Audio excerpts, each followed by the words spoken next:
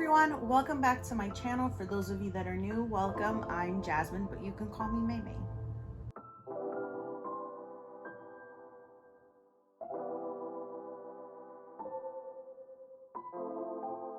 So for today's video, I'll be showing you guys everything that I got and read in the month of May. The first half of this video will be dedicated mostly to everything that I read, plus all of my thoughts and feelings of the volume itself. I am trying to keep my thoughts and reviews as spoiler free as I can, so please watch at your own discretion. There might be slight spoilers here and there. I will also be dedicating the later half of this video to kind of show you guys the rest of my haul and what I have yet to read, which I will be dedicating to my TBR for the next month. But yeah, also I wanted to mention that I feel like there was a recurring theme as I was reading these volumes this month of you are never too old to enjoy the hobbies that you enjoy. You're never too old to cosplay. You're never too old to enjoy manga. You're not too old to enjoy anime. You have sort of a responsibility to think about yourself, put yourself first. And you know, it's good to be a good person, it's good to be a people pleaser, I guess, but you should not forget to take care of yourself, to enjoy the things that you love, you know. And I felt like that was a recurring theme with most of the manga that I was reading this month. And I really just wanted to put it out there that today's theme for this video is you are never too old to enjoy the things that you enjoy. Plain and simple. And I really hope you guys enjoy this video. Please leave a like and let's get started. First thing I read for this month, the one that kicked it off for this month, which I am super excited to have read first this month, and oh my god, it was Jujutsu Kaisen volume 22. We finally have a cover for my favorite girl, Maki. I literally have been waiting for this day to come. Like, I love how she was basically the main focus for this volume, and we get to see more of her development in her character. We also come to realize that she wasn't really able to fight with her best potential because she really hasn't experienced freedom. And literally once she was able to finally experience it, she was able to get on the same level as Toji. Like I said before, I loved every part of this volume. I loved how in the midst of battle, she was able to have a moment to kind of blow off steam and pull herself together.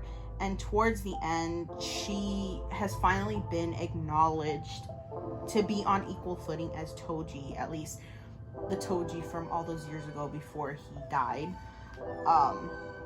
But yeah, I just love the series and I love the characters. I can't wait until the next season comes out. There's so much I want to see animated, especially if you know, you know. I also know that a lot of people have been kind of on the fence about this series because of most recent chapters, which I have tried my best to kind of stay away from. I have seen slight spoilers, but it's pretty much like since I don't really know what's going on, it just seems just like random stuff to me. So I've seen a lot of stuff like out of context, like I have no idea what's going on in the story right now. I have only just seen illustrations of panels, and yeah, I continue to enjoy this series. I know a lot of people like tend to claim that they don't get what's going on in the series, and believe me, half the time I have no idea what's going on in these volumes. But I feel like the reason because of that is because I'm reading them as they're being released. I think once the entire series is completed, I'm gonna do a whole sort of reread, like straight through, binging through, and I feel like I'll understand it a lot better. Plus, when the anime comes out, I feel like with the anime, I could understand a little more because they're actually explaining it.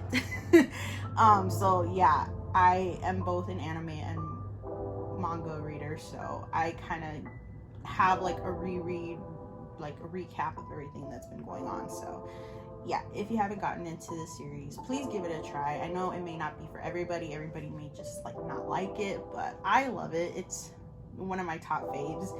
Next thing I read was volume 1 of Gokurakugai forgive me for the pronunciation. I still need to practice on saying it. But yeah, I was hooked on the series before knowing anything about the plot and the world. I was especially hooked by Tao, which is this character right here. I thought she looked beautiful and badass, and literally at the time there were only about like 3 chapters out, so I thought, why not just give it a try? It's newly released, there's really not much wait. And honestly, after those 3 chapters, I was hooked. It left me wondering more about the world building.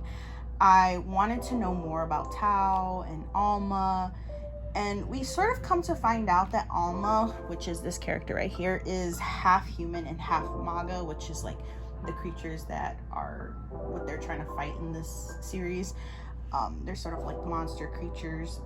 And so I was left with the question, who are his parents, you know? And where are they? What happened to them? Are they even alive? And plus, how did Tao and Alma meet? I'm very curious, because when it comes to series like this where we first meet them and they're already like working together, you're kind of just wondering like, how did they meet, you know? Because their personalities are very much different, and I have just been met with so many questions, and it sort of brings me back to the volume itself.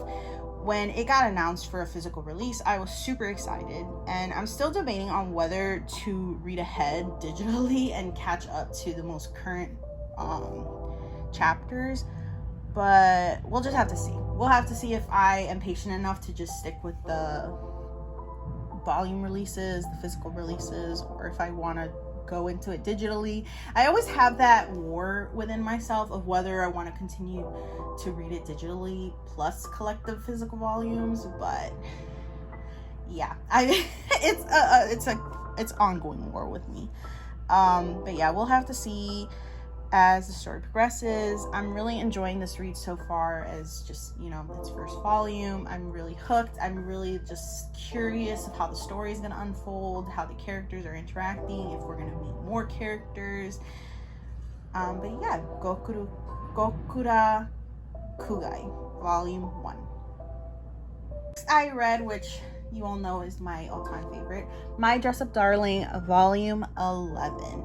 And every time I get into the series, I always find myself learning more about the world of cosplay. But what really stuck with me with this volume was the scene with Juju where she was sort of questioning how long she can really continue being a part of the cosplay world, and whether or not, like, if you could be way too old for this hobby, or if you can continue it as a grown adult, maybe even at an elderly age. And I really love how Miwako and Suzuka sort of reassured her that it doesn't really matter how old you get. If something makes you happy, that's all that matters. And there were so many quotes that sort of stuck with me and made me cry throughout this volume, and I was just there rereading them over and over again, just sort of like, it was sort of like a way of speaking to me, you know, and speaking to anybody who, you know, enjoys cosplay, who enjoys anime, who enjoys manga, who sort of feels like, okay, like, is there an age limit that I can enjoy this? And with this volume, I realized there is no age limit. You can enjoy the things that you like until the day you die, literally. Like, it doesn't matter if you're old, it doesn't matter if you're young, or if you're like, it doesn't matter. And here are the 2 quotes that sort of stuck with me. And this is going to be a long review for this one because it really did stick with me so well. I love this series so much. So here are the quotes. The first quote is, "If you like it and want to keep going, it doesn't matter how old you are. It's never too late to start either." The second quote is, "Life happens, you know? It has its highs and lows. Sometimes nothing goes your way, or several nasty things happen at once. Maybe things don't go well at work or school or with family and friends, and at times like those, cosplay might just be what saves you. The one thing that lets you forget all the bad. Hobbies can help you keep going. That's why it's important to have stuff you love.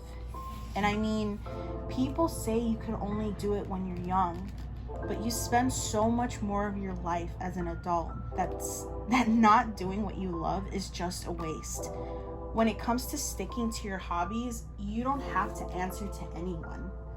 And this third quote, which was the most relatable quote, was, being an adult is a total blast. You could spend tons more than students can. True, we've got less free time, but we have more disposable income, and with no self-control. We just keep spending. You think some scammer's been using your credit card, and then bam, it was you, all you. That's like a regular occurrence. And I'm relieved, and moving on from that, I was also relieved with finally knowing why Akira was avoiding Marin. And it wasn't because she hated her, but because she was a huge fangirl of her. And it was so great to just see her, like, usually she's like so serious and stoic, but then when she comes face to face with Marin and she finally lets loose, she is like the biggest fangirl. And it was just so adorable. It's so adorable seeing like a change in personality in someone who's so normally serious kind of just get goofy and sort of giddy. But yeah, it was really adorable to see that. And also, we are on volume 11. Like, can I say that I just really want Marin to confess to Gojo already? Like, we can already tell that they both like each other, but somehow with this volume, like towards the end, I started feeling anxious for what's to come with the next cosplay that they have planned. I feel like there's such an ominous feeling that is coming along with the next cosplay that she's going to be doing, and we'll just have to see what happens.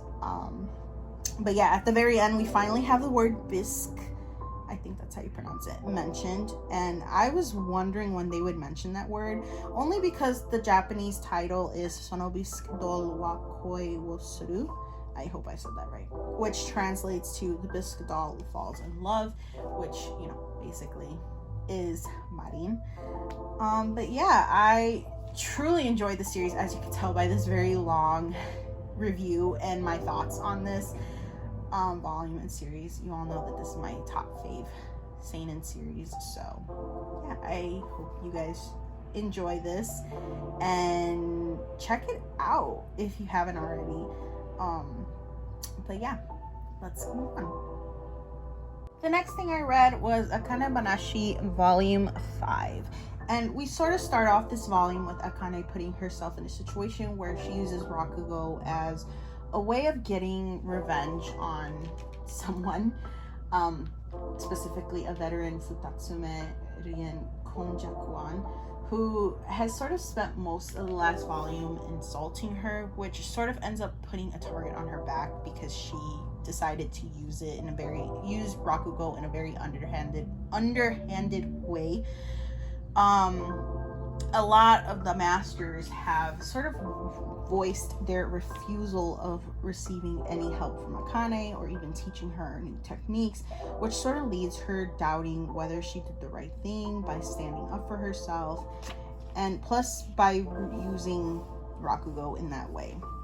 She's sort of feeling like guilty, like, oh, maybe I shouldn't have done that, but she pretty much realizes that it's already too late. She's already done it.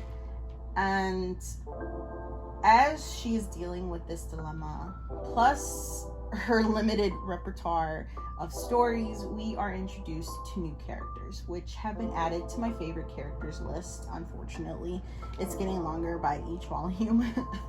But yeah, those characters being Rokuro Kashiwaya, aka the Child Wonder, and Urara Ransaika, aka the Courtesan from Hell. I feel like these two are going to be the duo who will really get Akane on a whole nother level. They are extremely badass, and I can't wait to see them more as the story progresses. Hopefully they do show them more, you know, and they just don't pass by them like, oh, they were just the stepping stones for Akane to learn. I hope they really show them more throughout the series. And I really love how much we learn alongside Akane. I literally can't wait to see Akane get on a whole new level, because you can kind of already see that she's already reaching that whole new level, especially with all the interactions that she has been making since the beginning of the series. And yeah, but in order for her to get that high up in the world of Rakugo, she has to continuously learn and grow, which I really love about this series. That, you know, even though she seems to get all badass, there is still so much that she learns in each of the volumes. And literally when I saw the cover for this volume, I initially thought that Urara was going to be a villain, because she looks very like mischievous there. Yeah, she has like a little smile going on there. She's so pretty. She looks like she would be the final villain, but she is not. Yeah, I thought she was going to stand in the way of her path, but quickly I realized that she may be the one person to really help her reach new heights. Like, yeah, I feel like Akane has had countless support, but it was all mostly from men that I was noticing. Until this volume, I noticed that everybody that was literally helping her have all been men. But Urara is literally the one woman who is at the top of this man's world. She's the one woman who is recognized and respected in Rakugo. So she's that badass. Like, you know that she is the only woman in this world of Rakugo that is mainly consisted of men, that she is respected even by the top masters, that she's respected. That shows you how badass she is. And I just can't wait to see more of her. I just hope they don't sideline her after she teaches, you know, the lessons to Akane. I hope she really plays like a huge part in the series. But yeah, I really am enjoying this series. I'm enjoying the new lessons. Before this series, I never really knew anything about Rakugo, and now I'm kind of curious to seeing what it is to enjoy Rakugo. But yeah, if you haven't gotten into it, please do. It's really good, entertaining.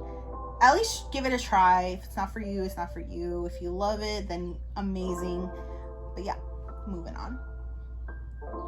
Next, I read Zom 100 Bucket List of the Dead, Volume 13.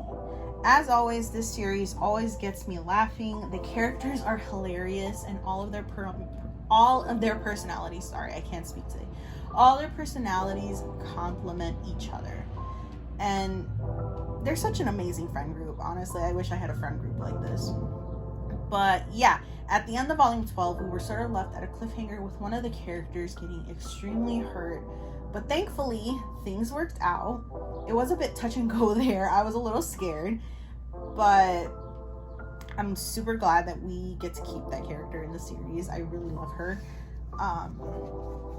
We also see more character development in Izuna, which is this character right over here. I first thought that was Shizuka, but that was actually Izuna. I was so surprised. I was like, why did Shizuka change her hair? Like, isn't her hair short? But this girl's hair is long, but I realized later on in this volume that it was Izuna. It was sort of nice to see Izuna, like, to open up about everything that she has been feeling throughout the years of her life. Seeing her free herself from this mental cage that she put herself in was liberating to watch. The majority of this volume sort of revolved around Izuna's character development, but also the lab that they sort of ended up at, which was Umbriel Pharmaceuticals, where it's discovered that the company was secretly creating bioweapons with the virus that, you know, has created the entire zombie apocalypse, which sort of makes me think that someone released this virus either accidentally or worse, on purpose, which sort of leaves many more questions. And yeah, when they introduce like a plot twist like that, like, okay, like, what if this was done accidentally or purposefully? Like, what do you think? Like, I wouldn't know what to think. But I mean, obviously I would find that as a possibility. Like, I was sort of thinking that at the beginning of it, like, what if somebody like released this like either accidentally or on purpose, like Resident Evil. I'm a huge fan of all the Resident Evil films. I need to get into the video games, but I'm very much into the movies, and as we know, the zombie virus sort of started on purpose. If you know, you know. But yeah, watching Akira and the rest of the gang battle it out with the bioweapons that were caused or created by the pharmaceutical company, it sort of causes Izuna to realize what her dream is and what she wants to add to the bucket list. And let's just say she's a hardcore gamer and badass at it, even in real life. If you haven't gotten into the series or have gotten into it, but dropped it, I recommend giving it a try or another try. There were about 2 quotes that stuck with me. The first from Shizuka, which was, "You have to put yourself first. You've done more than enough for everyone else. Now it's time to be kind to the girl who sacrificed so much of herself for others."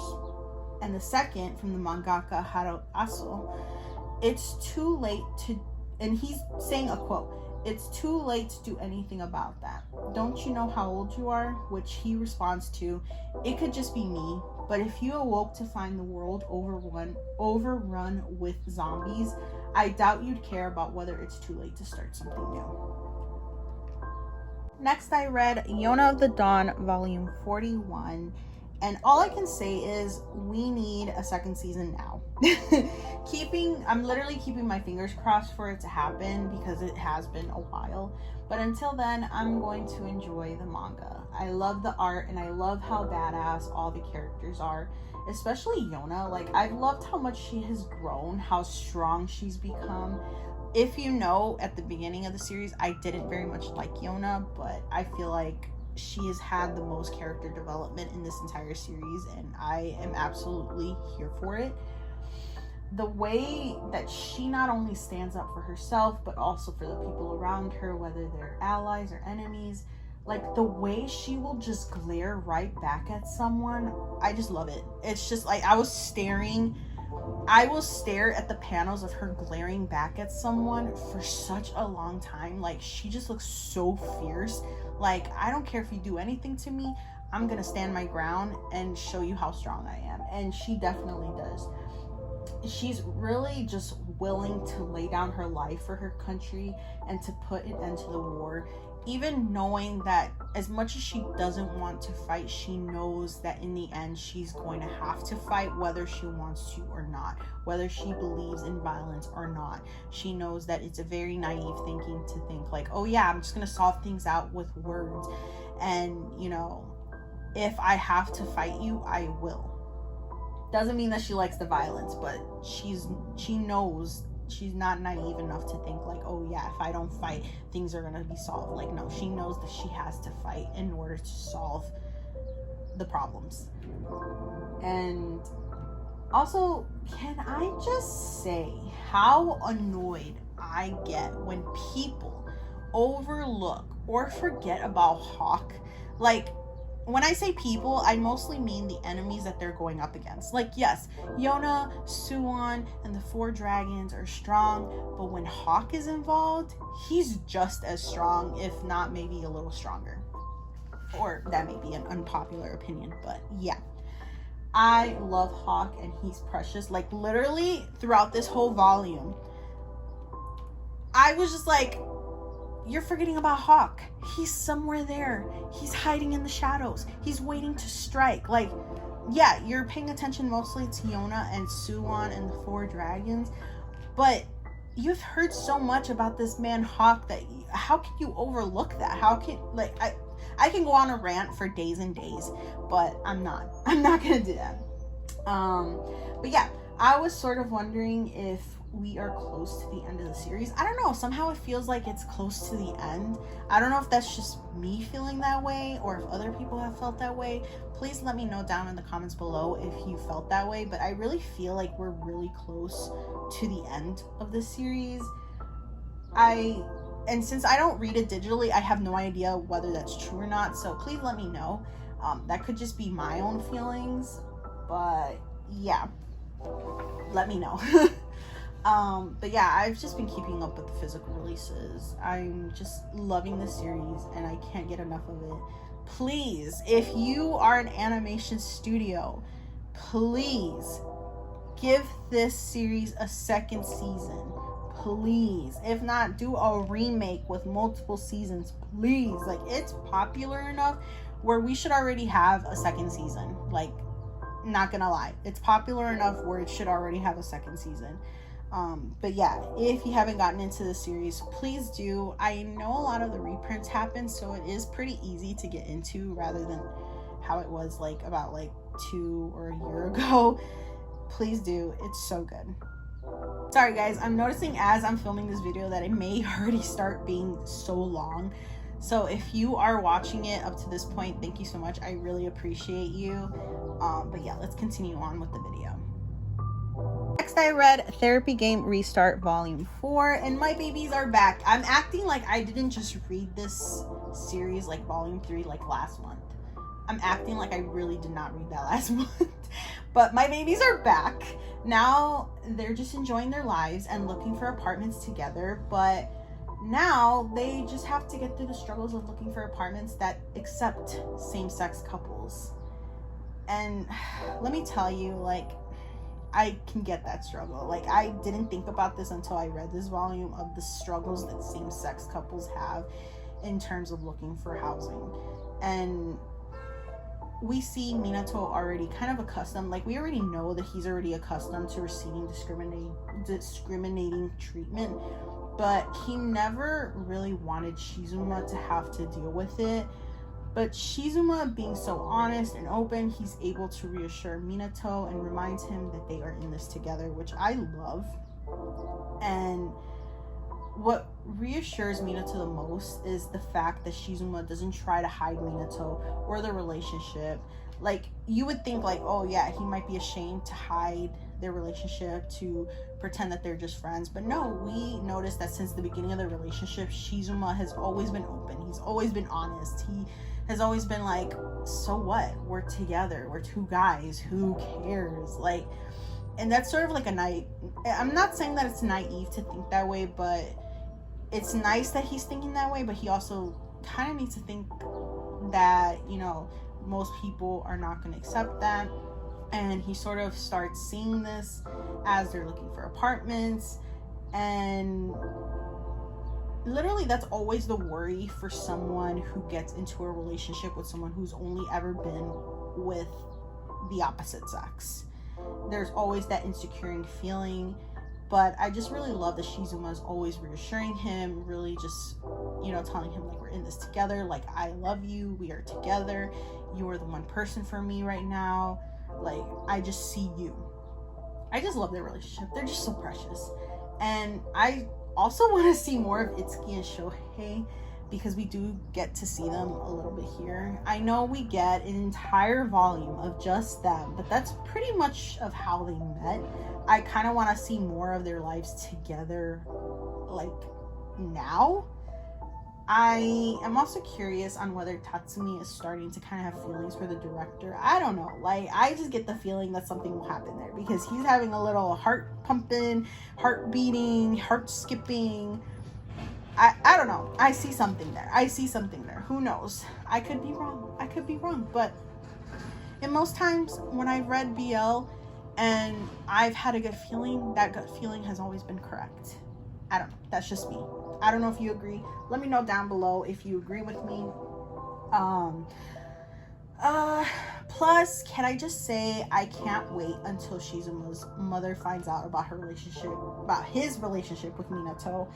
I really just hope she doesn't end up saying hurtful things. I personally don't think she will, but we'll just have to wait and see. I don't think she'd be the type of person to say anything hateful to him, especially after being so close with Minato.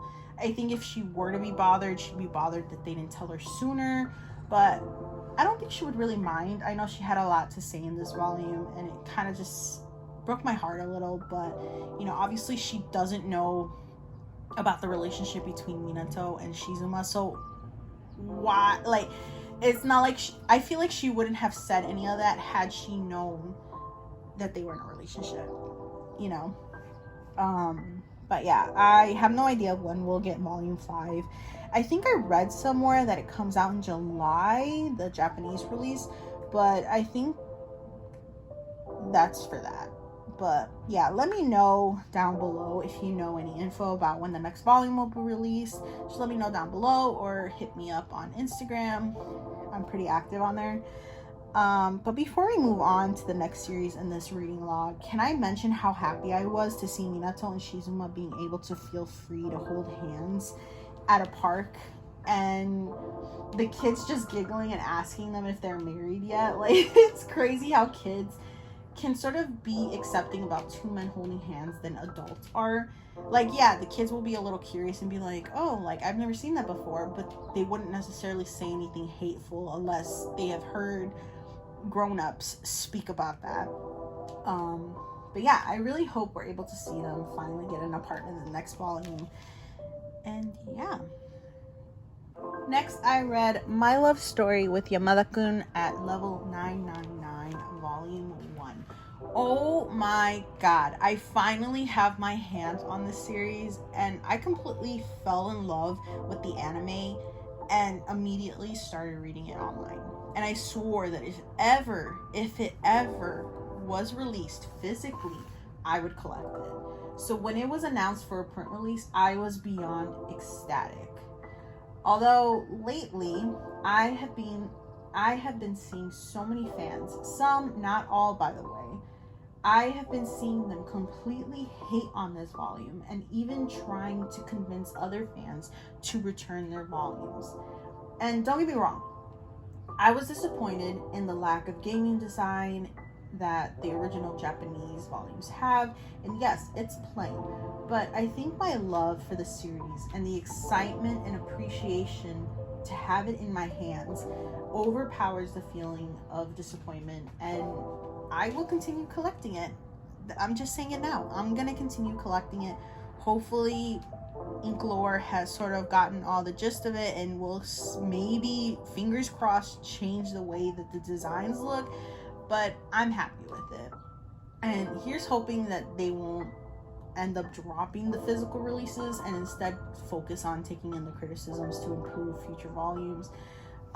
Like I said, fingers crossed, but I feel like the chances are pretty low of that happening.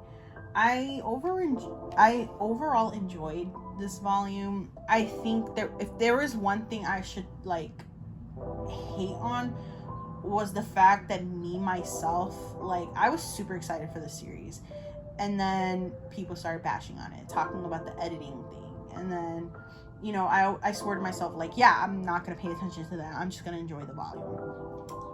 Had I not read all of the stuff that people had to say about it, all the bad stuff they had to say about it, I probably wouldn't have picked up on the editing errors. I probably would have just thought that, oh, they were just there to begin with. I wouldn't have even noticed it. But because I had seen all of the people's thoughts before I got into this volume, I started noticing all the editing errors. But yeah, I was thinking, man, had I not seen all that, I probably would have just read the series and just didn't notice anything about it, anything different. I would have just been enjoying it, which I really hate about myself. When I see people's thoughts, it sort of just gets in my head. It'll just deeply be in there. I won't even be thinking about it. I'll just be enjoying the volume, and then bam, something I remember somebody said, and I'm reading it, and I'm like, oh yeah, I noticed that. But yeah, overall, I enjoy the series. I'm gonna keep collecting it. I'm gonna keep reading it. I am gonna get used to if there's any editing kind of errors. I'm gonna get used to it. I probably will forget all about it. But yeah, if you haven't picked it up already, please do. It's really good. Give it a try. You're gonna love it. Especially if you love the anime, you're gonna love the manga series. So please get into it. Don't let other people dictate how you feel about a series. If you feel like you want to keep collecting it, collect it. If you are going to enjoy it, enjoy it.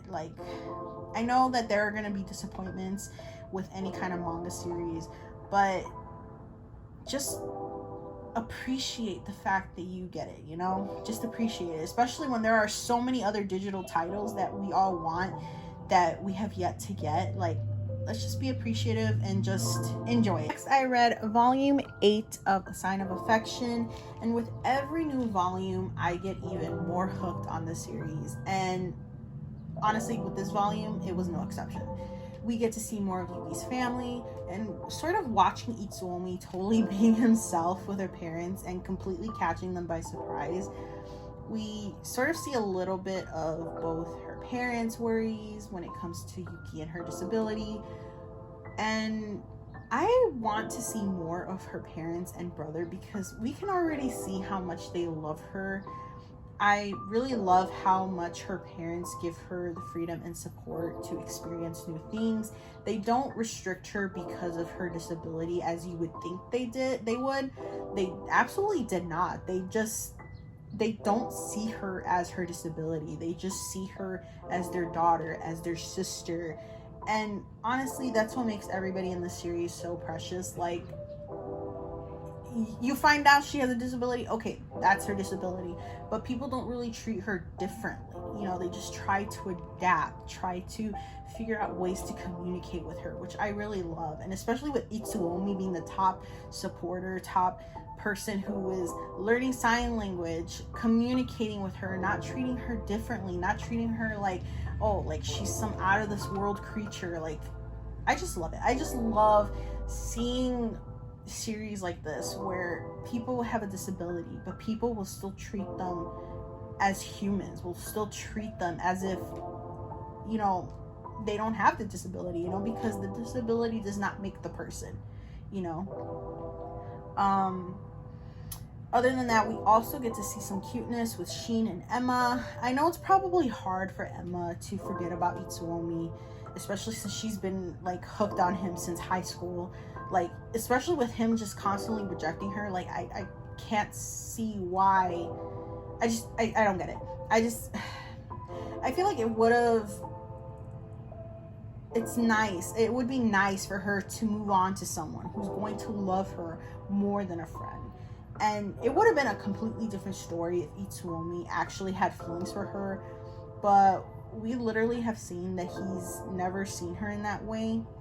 He's always been rejecting her. But I really appreciate Sheen even more for that. Seeing him be patient and showing her his love. I just can't handle it. He's too precious too. I truly love this series. Next on my reading list is volume 14 of Blue Period. And if I'm being completely honest, I had no idea what was going on in this volume, at least in the beginning, since it's been a while since volume 13 came out, and I have the memory of a goldfish. But seeing as volume 13 was released around July last year, please excuse my memory. But yeah, I had to reread volume 13 to, well, at least the last part of it, to really remember what was going on. And can I just mention how much I love this cover? It looks so good. It just, I don't know, it's just so colorful, so pink, so blue. It just looks so cute. It looks so good. But yeah, in this volume, we get to see Yakumo's backstory and how he met Hachan and Momo, plus one more friend who unfortunately ended up passing away. We get to see the reality for artists and how much value their art has once they pass away. I really don't get it. Like, can someone please explain to me why an artist's artwork is so valuable once they pass away? I just don't see how it's much more valuable than it was while they were alive.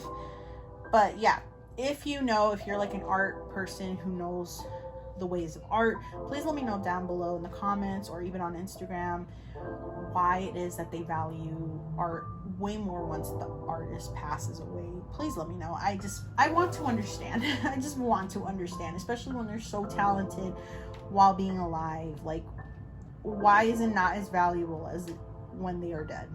I just don't get it. But yeah, I just don't get it. But when we first met Yakumo, I knew that he was going to be one of my favorite characters, and this volume really reminded me how much I like him. And it breaks my heart to see how he grew up and the tough things that he had to go through. And just, I love how he never gave up and just kept going. It's pretty much why he's my favorite and has my honest respect. But yeah, we were also introduced to a character who I didn't like very much. His appearance and the things that he said made me uncomfortable. The vibe he was giving off was not nice at all. I definitely know that we'll be seeing him again. I feel like it's just too ominous. Just looking at him, I felt uncomfortable, and I'm not looking forward to it. Plus, seeing Hachan, the moment he decided to get back into art was nice. He realized that the timing just wasn't right before. And it really goes to show that it's never too late to get back into something or to get started into something. As I said, the recurring theme for this is basically, it's never too late to enjoy the things that you enjoy. But yeah, his quote really stuck with me. And that quote being, I'm not thinking of taking exams or anything just yet, but for some reason, I'm having fun with it now. As a teen, I made art without knowing why. But after letting go of art, working a real job, and getting to know my heritage and history, my perspective and purpose for making art became clearer. For me, it had to be now. And I stared at that quote for so long, and literally a tear came down my eye, because it's like, wow, it's all about the timing, you know? Just because you're at a young age, that doesn't mean it's going to happen then. Doesn't mean it's going to happen. Doesn't mean it's not going to happen when you're older, you know? And it really resonated with me. I don't know if anybody else can connect to that or resonate with that, but it really resonated with me. And it really helps me realize that it's never too late to figure out the timing of things, to figure out whether I'm good at something or whether or not it's just the timing. Maybe it's not the right time. Like, maybe at another time it'll work out, you know? But yeah, it really stuck with me. And honestly, towards the end, what really made my heart skip a beat was when Yakumo's friend Machiko, which is the friend who passed away, thanked him and called him a great artist.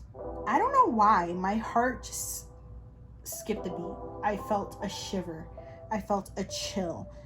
And the panel with her face expression, it just, I don't know, it made me feel some type of way that I had never felt ever while reading manga. I was just like, wow. I was astonished. And I wonder if we'll learn more about her or see more of their memories of her. I know that the next cover for the volume is Machiko. I always like to look at the covers, and usually I would recognize the characters, but for 15 I did not recognize the character. But after reading this, I'm like, okay, it's probably Machiko. But yeah, I enjoy the series, and I always recommend it to people to give it a try, especially if you are a big art person and you get the struggles of being an artist. But yeah, if you haven't gotten into it, please give it a try. It's absolutely amazing. Next thing I read wasn't manga, but a webtoon, Lore Olympus Volume 6. And I've been keeping up with the series for quite a while with the weekly chapters. And just a couple days ago, I read the second to last chapter for the series. And let me tell you, it's such a bittersweet feeling, and I'm not ready for it to end. I've been keeping up with the series for years. And being able to join Persephone and Hades' journey has been amazing. But of course, with collecting the physical releases, I have the opportunity to reread this amazing story. Plus, I do have webtoons, so I could always reread it if I wanted to. Reread the entirety, like, without waiting for the physical releases. If you haven't gotten into this, please do. Be sure to check the trigger warnings, as there are sensitive topics being touched upon. So yeah, definitely check out the trigger warnings if you are uncomfortable that do not get into the series, because it does revolve entirely around that. They do mention it quite often. So yeah, check the trigger warnings. Plus, can I mention how much I love this cover? This cover is the Barnes & Noble exclusive, and when it was announced, I immediately knew it was the edition I needed. The original cover with Hecate was beautiful, but for me, being a reading girly, I've always dreamed to have my entire library, which I already do sort of have my little library. But I do want a big library like that. You see all those books on there. That's my dream.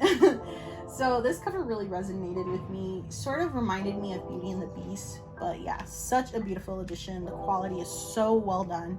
I absolutely love it. I'm so not ready to read the final chapter, but like I said, I'm keeping with the physical releases. I also have Webtoon, so I really don't have to worry about it. I could always reread it over again, over and over. It'll almost feel like it never ended, but you know, yes, all things come to an end, as we have to admit. But yeah, if you haven't gotten into it, please do. There are currently 6 volumes out. You could either get the paperback or the hardcover Barnes & Noble exclusives or the regular exclusives, whichever. Final read for this month, which happens to be a final volume for a series, and that series is A Galaxy Next Door Volume 6. And this final volume was very beautiful and sad, but I feel like the story was wrapped up rather well. We get to see all the characters grow and going through their own paths in life. I was really worried, especially when they announced that the 6th volume was the end. I was really worried that the ending was going to be rushed, but it really felt smooth and natural to me. I really felt like it was about time for the series to end. Not because it wasn't entertaining or good, but because the story felt like it was meant to be a short story. It didn't feel like it was meant to be like a 40+ volume like Yona the Dawn, or 25 volumes like Kami-sama Kiss, or it didn't really feel like a long story. It just felt like a short, sweet, simple series that is meant for 6 volumes. It really felt short and sweet. I think I probably would have been bothered had they unnecessarily tried to prolong the story past the 6 volumes. I am really glad that they just kept it as is. But yeah, the things I loved about this conclusion, which will be slight spoilers, so if you don't care to be spoiled, then stick around. If not, please skip ahead. But what I loved was the fact that they get married. We see Machi and Fumio grow up, getting into college, moving out, going to high school. Just seeing them grow up, you know, things that we want to see, like, you know, if it had ended with them just getting married and that's it, then you'd be like, okay, so what happened? Did the kids grow up? Did they go to school? Did they go to college? What were their dreams? What were their wishes? Did they have kids? And we got that. I also love being able to see Shiori and Ichiro find out they're going to be parents, seeing them excited but also anxious about whether they will be good parents, whether or not the child will inherit the sort of supernatural powers that the mother had, that Shiori had. There was a lot of that, a lot of anxiety, a lot of, you know, being excited, but, you know, as being first-time parents, you also have that anxiety with the excitement, and it was really nice to see. But yeah, their relationship being the amazing one that it is, they decide to work through it together, and their daughter is so adorable, smart, and attentive. It was just an amazing way to end the series, and it was an amazing volume to end the series. I was looking at the prices online, and I was like, why is it much more expensive than the other volumes? And then it sort of clicked, like, oh, maybe it's a thick volume. And when I tell you this volume is thick, I was like, this volume is thicker than all the other ones. Like, I was just in awe. I was like, why is this so much more expensive? And then I was like, okay, maybe it's because it's thicker than the rest. And yes, it was thicker than the rest. So the remaining part of this video, I'll be showing you guys the rest of my haul, which I didn't get to read for this month of May, but I will be dedicating to my TBR for June. And those series are as followed. Volume 2 of Gazing at the Star Next Door, I Married My Female Friend Volume 2, Unholy Blood Volume 2, Skip and Loafer Volume 9, Volume 14 of Zom 100 Bucket List of the Dead, Mina the Starry Bride Volume 4, Kowloon Generic Romance Volume 6, and lastly, After We Gazed at the Starry Sky Volume 2. So that was basically everything I read and got in the month of May. As I said, I only read about half of it. The other half I will be dedicating to my TBR for the month of June.